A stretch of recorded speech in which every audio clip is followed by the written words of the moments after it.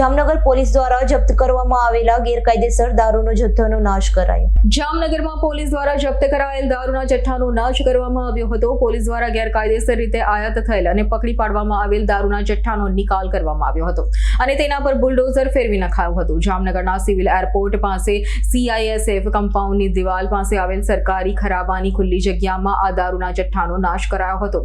2021 થી અલગ અલગ પોલીસ મથક દ્વારા જપ્ત કરાયેલ દારૂના જથ્થાની એક સાથે નાશ કરાયો હતો, જેમાં કુલ 12,698 બોટલ પર બુલડોઝર ફરી વળ્યું હતું। અંદાજિત કુલ 46,62,478 ની કિંમતના દારૂ બિયરના જથ્થાનો સંપૂર્ણપણે જાહેરમાં નાશ કરવામાં આવ્યો છે।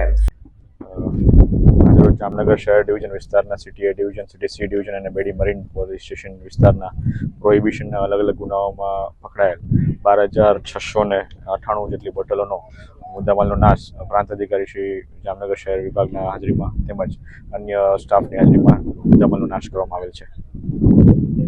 સંજીવ રાજપૂતનો રિપોર્ટ, S9 ન્યૂઝ, જામનગર। અમારી તમામ માહિતીથી અપડેટ રહેવા માટે જોડાયેલા રહો S9 ન્યૂઝ સાથે।